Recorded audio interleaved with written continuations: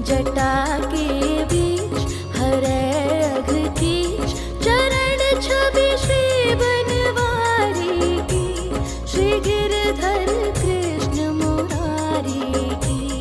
आरती कुंज बिहारी की, श्री गिरधर कृष्ण मुरारी की।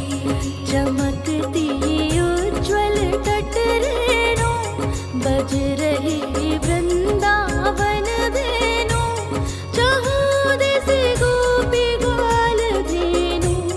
हसत मृदु मंद चांदनी चंद, कटत भव फंद टेर सुन दीन दुखारी की, श्री गिरधर कृष्ण मुरारी की।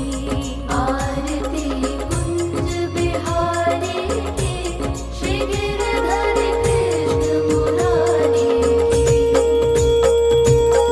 आरती कुंज बिहारी की, श्री गिरधर कृष्ण मुरारी की।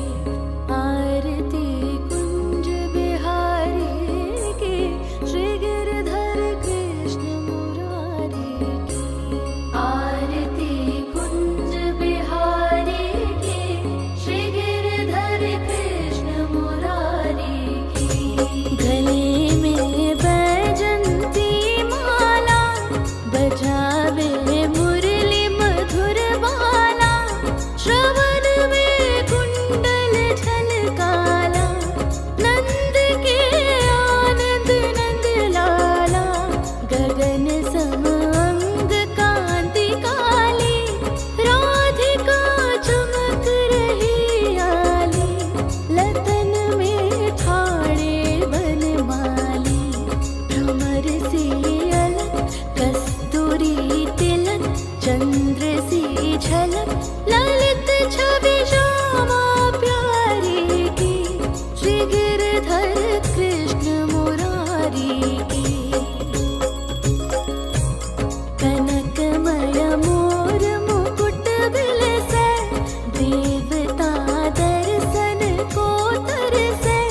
गगन सो सुमिन रसी बरसे, बजे मुरचंग मधुर मृदंग।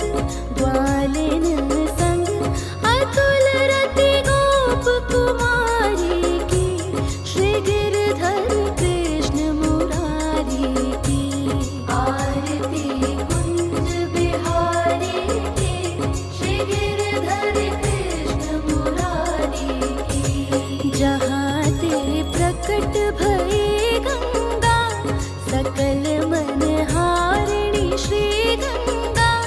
स्मरण ते होत मोह भंगा, बसी शिव शीस जटा के बीच हरे अघ कीच चरण छवि श्री बनवारी की, श्री गिरधर कृष्ण मुरारी की।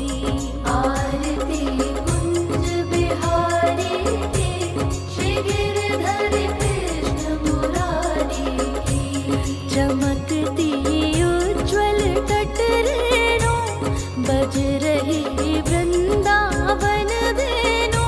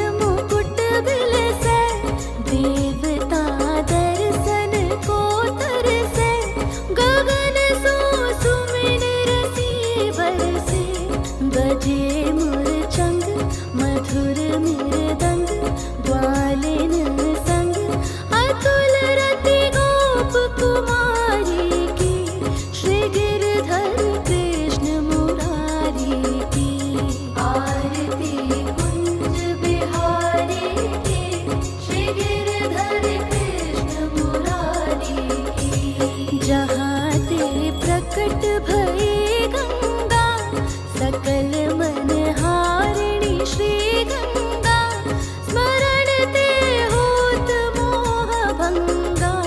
बसी शिव शीस जटा के बीच, हरै अघ कीच, चरण छवि श्री